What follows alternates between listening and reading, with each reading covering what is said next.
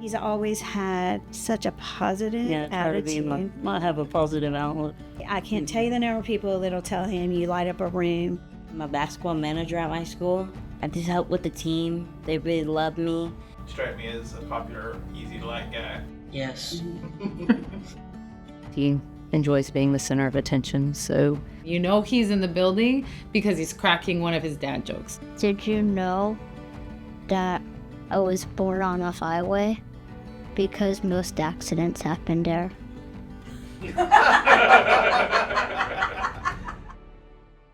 I had a brother who was diagnosed. He went in his wheelchair when he was 6, and he passed away when he was 12. When Michael was born and started having difficulty running and falling often, they did the blood test and it came back off the charts. It's devastating. Of course, my fear is, I lost my brother at 12, so I'm thinking, he's 3. Mm-hmm. I don't want to bury my son. I'm a single mom, so I was just trying to be present in his life while working a full-time job. And we got diagnosed. It was life-changing, just trying to understand what it was at first. My husband and I were both active athletes. Think, all right, we got one of each. We're going to play every sport we've ever wanted to play. Learning that may not be what our future holds. It was kind of devastating, looking to the future, but not necessarily knowing what the future held.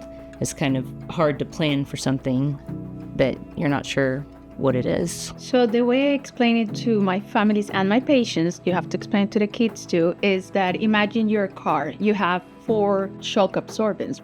What happens if you remove the 4 of them? You can keep going, but your car is going to break. There is nothing that is absorbing that force, right? With Duchenne is that the muscle fiber doesn't have those shock absorbents.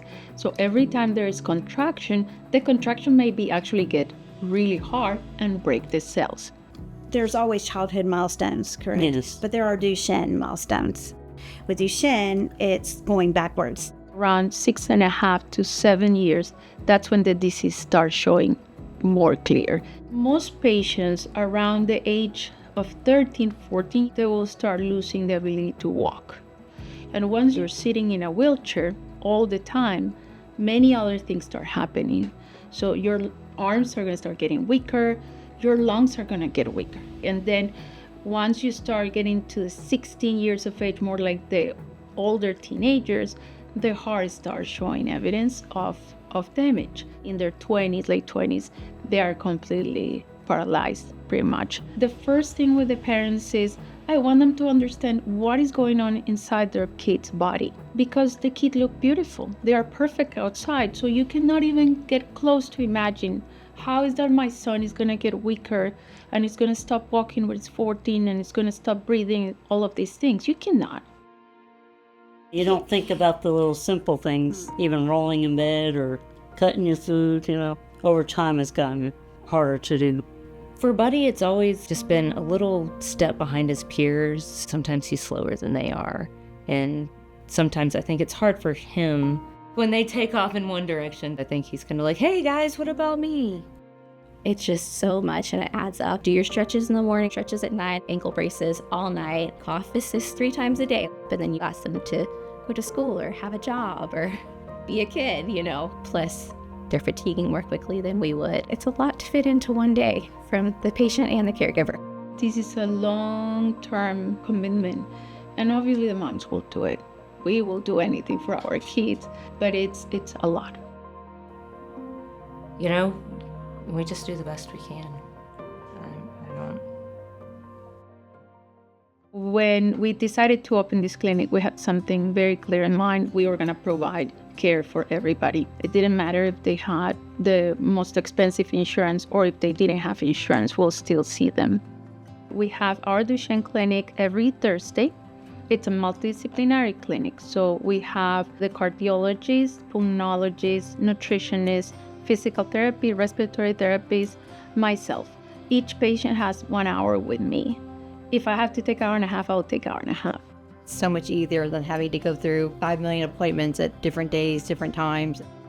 Do you like coming here to this clinic? Yeah, Why? because I get to see Dr. Castro. The biggest blessing is Dr. Castro herself. The care and the compassion that she puts forth to her patients is absolutely amazing. I don't have to worry about the doctor. I don't have to worry about the care that he's getting. It just makes it a lot easier to focus on the good things. I would say I'm very old school. If you go to medical school, it's because you want to help people. I have a mom who has to work in a McDonald's from 4 p.m. to 12 midnight, who has 2 kids with Duchenne. Do you think I'm not going to do anything about it? I need to do something about it. I need to make her life a little bit, whatever I can do, easier.